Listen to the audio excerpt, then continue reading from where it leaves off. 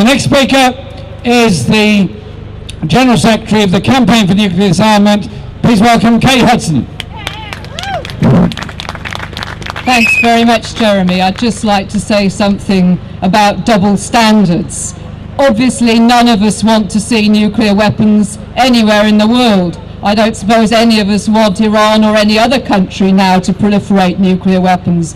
But the big unsaid point, which needs to be made by us here today, as it's being made by protesters around the world, is that there is already a nuclear weapons state in the Middle East. And that, of course, is Israel. Israel has a massive nuclear arsenal. It's unchallenged by the United States and by the international community. They're allowed to get away with more or less pretending or denying that they have it, but their arsenal is probably larger than the British arsenal itself. But Britain is continuing its relations, its economic relations with Israel. It is not imposing sanctions on Israel in the way that it's imposing sanctions on Iran on the mere suspicion that Iran is developing nuclear weapons. And I think we have to make a very strong point that we cannot any longer put up with these double standards. And we can't put up with those double standards from our own government, which is currently working to increase Britain's own nuclear arsenal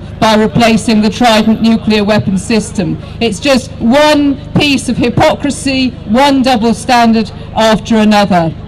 Now, I'd just like to share with you a message which has been sent for this demonstration from the peace and disarmament movement in Israel, from Sharon Dolev, who is a great anti-nuclear activist within Israel. And you can imagine the kind of persecution which the peace and disarmament movement face over there. And she says, just to say, they've already had 2 demonstrations in Israel against war on Iran. And she says, today from Israel, we are with you in spirit in London. A military attack against Iran will be a crime against Iran, against the region, and even against the Israeli people themselves.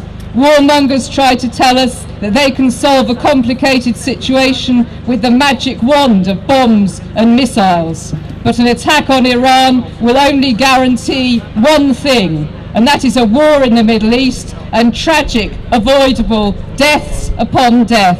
Countless hundreds of thousands of deaths will be inevitable. The fear of a nuclear Iran is an obvious one, but it's the same fear we should all feel towards any states possessing nuclear weapons, including the United States, Israel, and Britain. Warmongers try to tell us that there is only one solution, and they use fear, our fear, as an agent to further their designs. But there is another solution, a real solution, one that deals with the entire Middle East, including the actual nuclear weapons state, Israel. And she goes on to advocate the creation of a weapons of mass destruction free zone in the Middle East, which would include the nuclear disarmament of Israel. And she urges us to join together. She said, it's up to us in Israel to create pressure on the Israeli government for peace, but it's also up to you everywhere to try and create that atmosphere against war, for peace, to allow dialogue and peace and justice to prevail in the Middle East. And I say we should support that call from the Israeli peace and disarmament movement. We must oppose illegal possession of nuclear weapons in the Middle East from Israel and work for a nuclear-free Middle East and a nuclear-free world. Thank you.